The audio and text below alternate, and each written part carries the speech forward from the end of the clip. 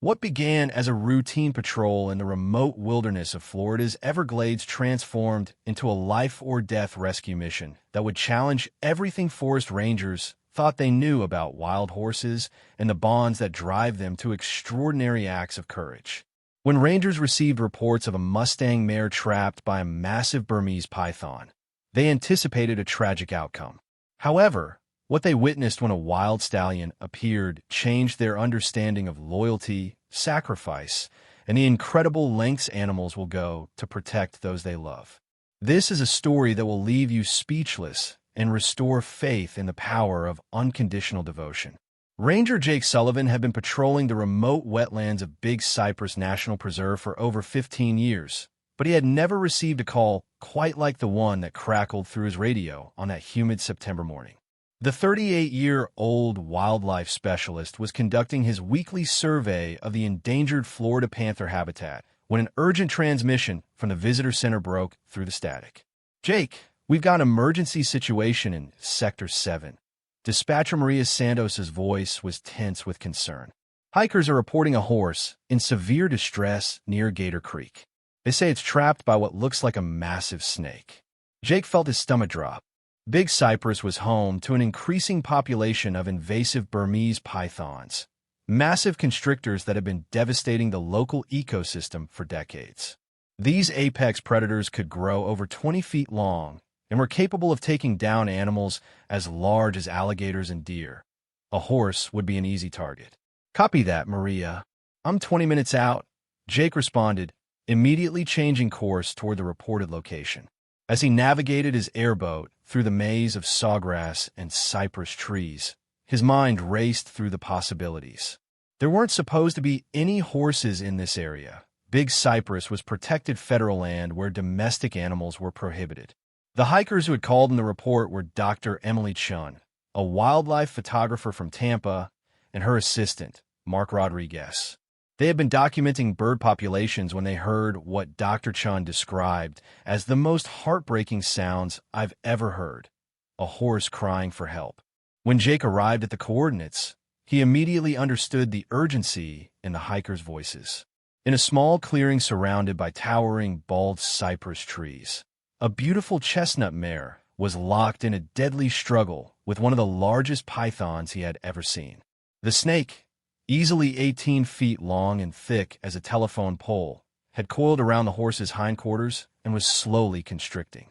"Good heavens," Jake muttered, quickly radioing for backup and veterinary support. The mare was a Mustang. He could tell by her compact build and the wild look in her dark eyes. How she had ended up in the Florida Everglades was a mystery, but there was no time to wonder about that now. The python had wrapped itself around the mare's back legs and lower torso, using its incredible strength to slowly crush the life out of its victim. The horse was exhausted from struggling, her coat lathered with sweat and foam. Blood trickled from where the snake's needle-sharp teeth had punctured her hide during the initial attack. Dr. Chun and Mark stood frozen at the edge of the clearing, their cameras forgotten as they watched the life-and-death struggle unfolding before them. "How long has this been going on?" Jake asked as he assessed the situation and began unpacking his emergency equipment. "At least 30 minutes since we first heard her," Dr. Chin replied, her voice shaking. "Maybe longer. We called it in immediately, but by the time we found the exact location, Jake knew that time was running out." Pythons killed by constriction, gradually tightening their coils every time their victim exhaled until they could no longer breathe.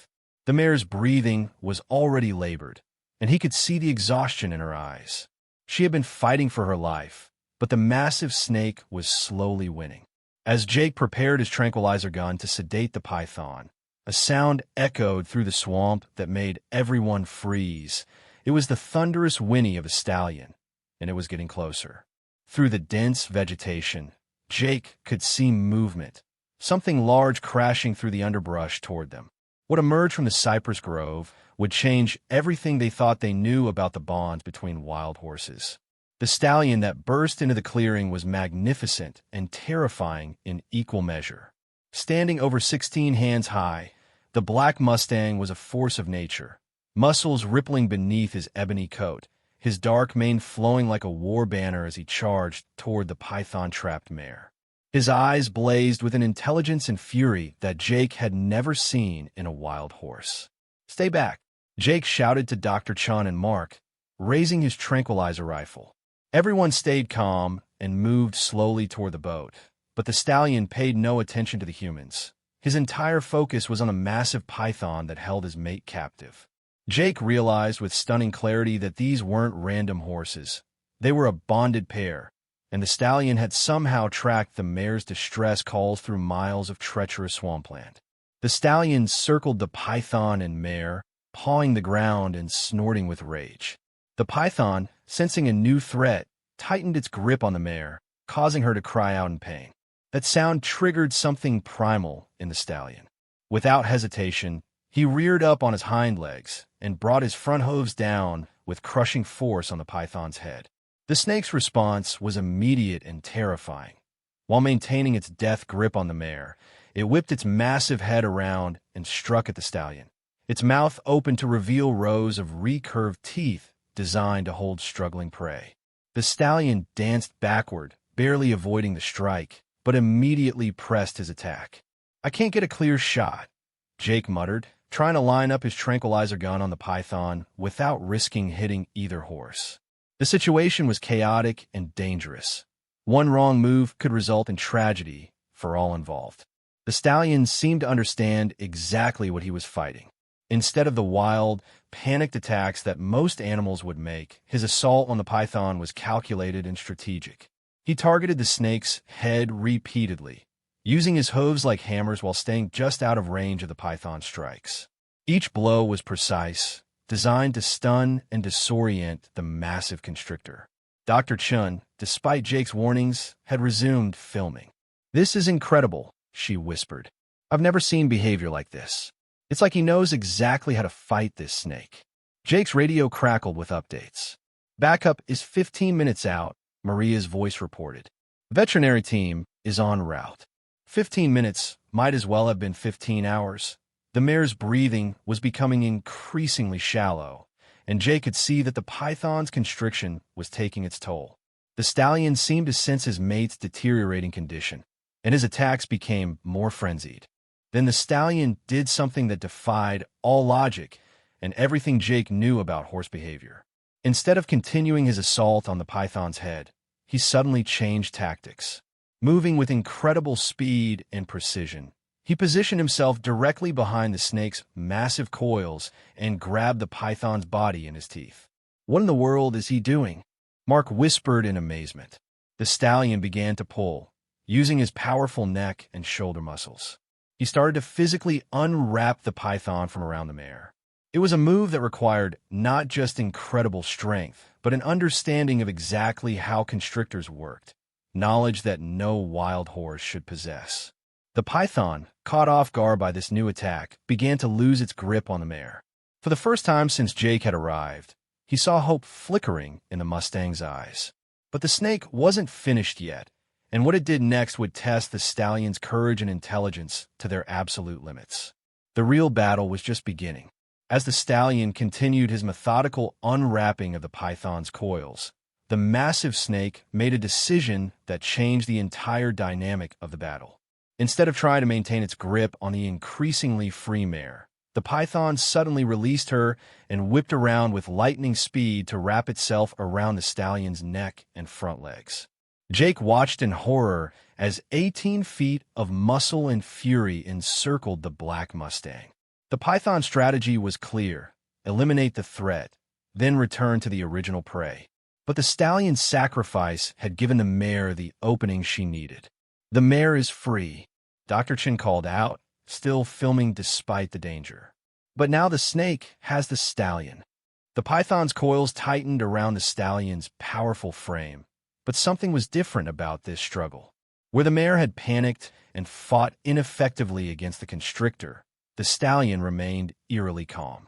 His dark eyes showed no fear, only a cold calculation that seemed almost human in its intelligence. Jake finally had a clear shot at the python's head, but before he could fire, the stallion did something that made everyone in the clearing question what they were witnessing. The black Mustang began to move in a way that no horse should have been able to move, flowing like water despite the python's grip, using the snake's own momentum against it. "That's impossible," Jake muttered, lowering his rifle slightly. "Horses don't move like that." The stallion twisted his body in a spiral motion, actually using the python's coils as leverage to spin himself around. With each rotation, the snake's grip loosened slightly as the smooth motion prevented it from finding solid purchase on the Mustang's muscular frame. It was like watching a master martial artist escape from a grappling hold. Mark stopped filming and stared in disbelief. "Jake, I've filmed wildlife for 10 years, and I've never seen anything like this. How does a wild horse know how to fight a constrictor?" That was exactly the question that was racing through Jake's mind. Mustangs were plains animals. They had no natural experience with large constrictors. Yet this stallion was fighting the python with techniques that seemed learned, practiced, almost. The mare, despite her injuries, hadn't fled to safety as any normal horse would have done. Instead, she had positioned herself behind the struggling python and was watching her mate's battle with an intelligence that matched his own. When the python's tail whipped free during one of the stallion's spinning maneuvers, the mare stepped forward and pinned it down with her hooves. "They're working together." Dr. Chun breathed in amazement. "They have a strategy." Jake's radio crackled again. "Backup is 5 minutes out. What's your status?" "You wouldn't believe me if I told you," Jake replied, still watching the incredible scene unfold. The stallion's next move confirmed what Jake was beginning to suspect. As the python's grip continued to weaken from the spinning technique, the stallion suddenly went completely limp, allowing his full weight to drop toward the ground. The sudden change in resistance caught the python off guard, and its coils loosened just enough for the stallion to slip his head free. But instead of escaping, the black Mustang did something that defied every instinct a prey animal should have. He grabbed the python's head in his teeth and began what could only be described as a death roll, spinning both himself and the snake while maintaining his grip on the python's skull. Jake realized he was witnessing something that would challenge everything science thought it knew about wild horse intelligence and behavior. As backup rangers arrived on the scene, led by Senior Ranger Patricia Williams and wildlife veterinarian Dr. Marcus Thompson, they stopped dead in their tracks at the sight before them. The stallion had successfully subdued the massive python, using techniques that belonged in a documentary about apex predators, not wild horses. "Jake, please tell me you got this on video," Patricia said, her voice filled with professional awe and personal disbelief. "Nobody's going to believe our incident report." Dr. Thompson immediately began assessing the mare's injuries while keeping a respectful distance from the stallion, who remained protectively close to his mate. The python lay motionless, not dead, but thoroughly stunned and disoriented from the stallion's precise attack on its nervous system. The mare has puncture wounds and some bruising from the constriction, but nothing life-threatening, Dr. Thompson reported. "I can treat her here, but I'm more interested in understanding what we just witnessed." Jake filled in the arriving team on the incredible battle they had missed, but even as he described it, he found himself questioning his own observations. "Patricia, in 15 years of wildlife management, have you ever heard of horses behaving like this?" Patricia Williams had been studying animal behavior for over 2 decades, including a PhD in wildlife psychology from the University of Florida. She approached the stallion slowly, noting details that the others had missed in the excitement of the rescue. "Look at his scars," she said quietly, pointing to barely visible marks along the stallion's flanks and neck. "Those aren't from brambles or predator attacks. Those are from snake bites, old ones healed over." Dr. Chun, who had been reviewing her footage, called out from behind her camera. "Jake, you need to see this." When I zoom in on the slow-motion replay, you can see something incredible. The group gathered around Dr. Chin's camera display. In slow motion, they could clearly see the precise nature of the stallion's movements. Every twist, every spin, every calculated strike had been executed with the precision of a trained fighter. "He's done this before," Dr. Thompson concluded, "multiple times by the look of those scars. But that raises more questions than it answers. Where does a wild Mustang learn to fight pythons? Mark, who had been quietly observing the horses, spoke up with a theory that sent chills through the group. What if they're not wild? What if these horses are trained? The implications were staggering. If these Mustangs were trained animals, where had they come from? There were no reports of missing horses in the area, and their behavior suggested they had been living wild for some time. The mare's pregnancy was evident even through her injuries. She was carrying a foal that would be born in the wilderness. We need to contact animal control and check for microchips, Patricia decided. But first we need to get that python relocated before it recovers. As the team worked to safely remove the python using specialized equipment, Jake noticed something that made his blood run cold. The stallion was watching their every move with an intelligence that seemed almost human. When Dr. Thompson approached the mare with medical supplies, the stallion positioned himself at exactly the right angle to protect her while still allowing treatment. Patricia, Jake said quietly, I think we're dealing with something bigger than escaped horses. The way they work together, the strategic thinking, the python fighting skills. What if these horses are part of some kind of program we don't know about? Before Patricia could respond, Dr. Chun made a discovery that would change everything they thought they knew about these mysterious Mustangs. Hidden beneath the mare's thick mane, she found something that shouldn't exist on any wild horse. There's something here, Dr. Chun announced, carefully parting the mare's mane near the base of her neck. Some kind of small device. Dr. Thompson moved closer with a magnifying glass, his expression growing more puzzled by the second. It's a microchip, but not the standard pet identification type. This is military-grade hardware. Jake felt the pieces of a larger puzzle clicking into place. Military? Are you saying these horses belong to the government? Before anyone could answer, the stallion moved between Dr. Thompson and the mare, his posture protective but not aggressive. It was as if he understood that they had discovered something significant and was making a calculated decision about whether to trust these humans. Patricia was already on her radio, contacting higher authorities. We need to run this chip through federal databases, she told the team. If these are military animals, there should be records. While they waited for information, Dr. Thompson continued treating the mare's wounds.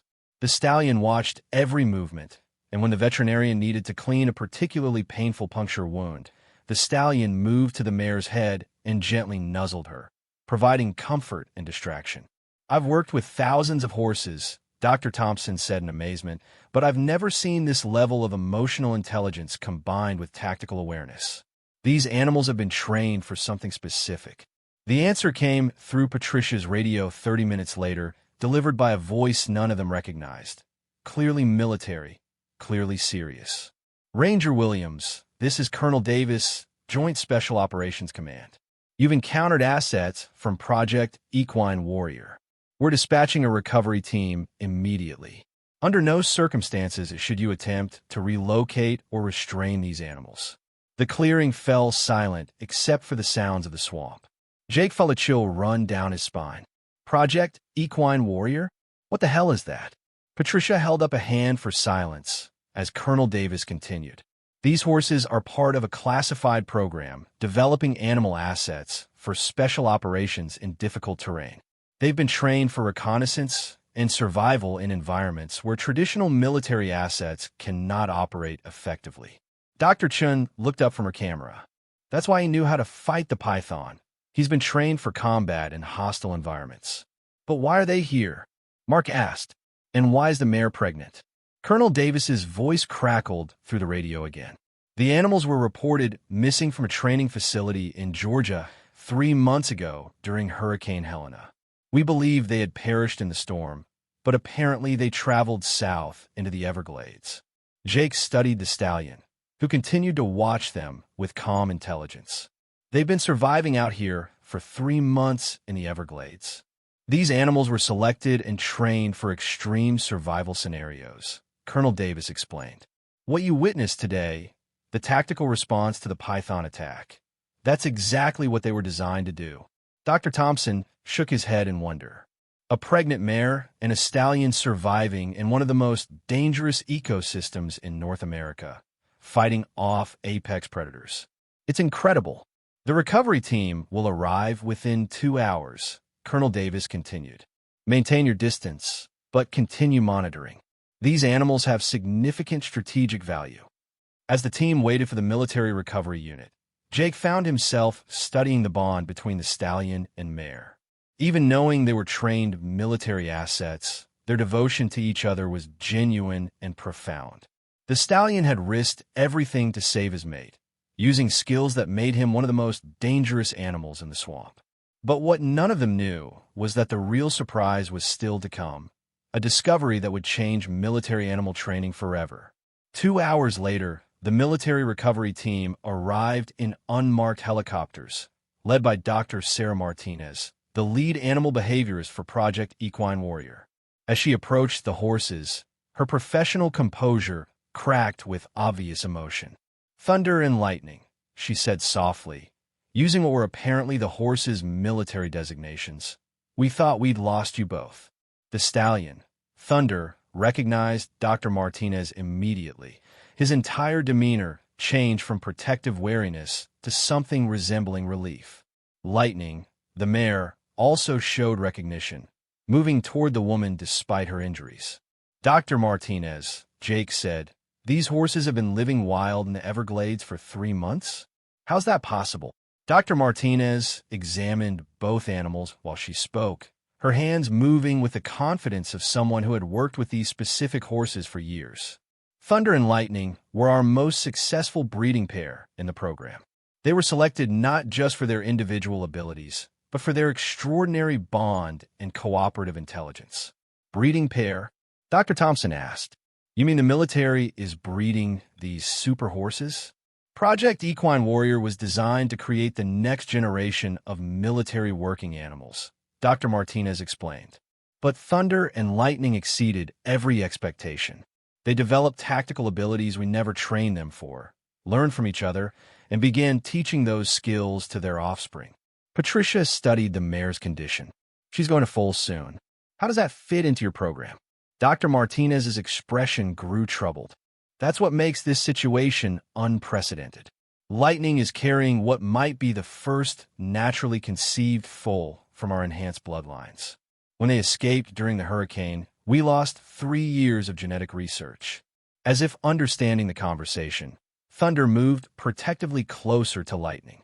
Dr. Chin noticed the interaction and raised an important question. "Dr. Martinez, these horses chose to stay together and survive in the wild rather than seek human help. What does that tell you about your program?" "It tells me we succeeded beyond our wildest expectations," Dr. Martinez replied. "But it also tells me they've evolved beyond what we designed them for. They become something new." Colonel Davis's voice came through the radio with new urgency. "Dr. Martinez, we have a situation. Satellite imaging shows Lightning beginning labor. We need immediate extraction." Dr. Thompson moved quickly to assess the mare. "She's in early labor, but it's progressing fast.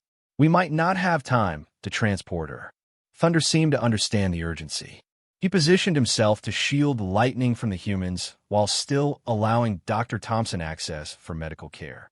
His intelligence was evident in every decision, protecting his mate while recognizing that these humans could help. "If we're going to deliver this foal here, we need to clear the area of predators," Jake announced.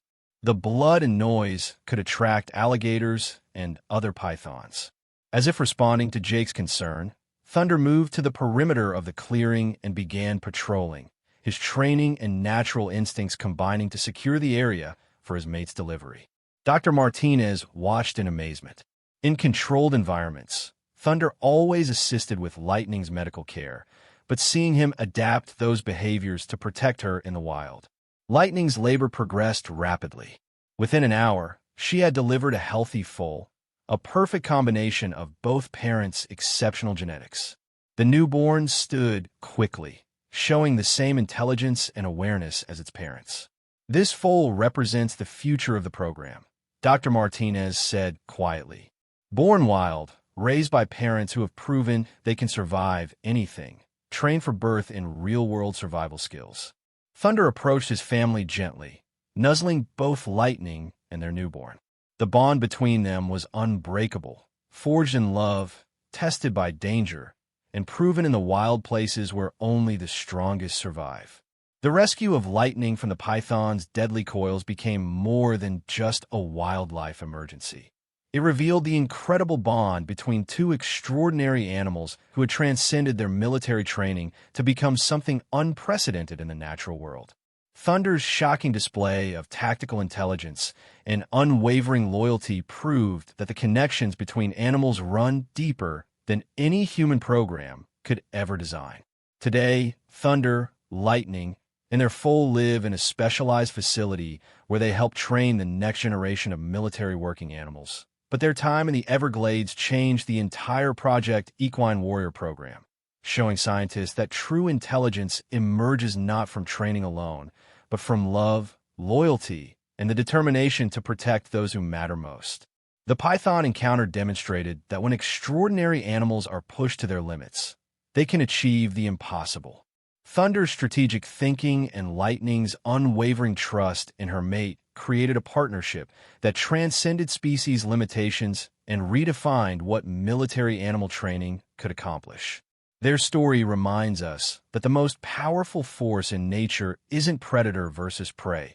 It's the unbreakable bond between two hearts willing to risk everything for each other. Sometimes the greatest battles are won not through superior strength, but through superior love.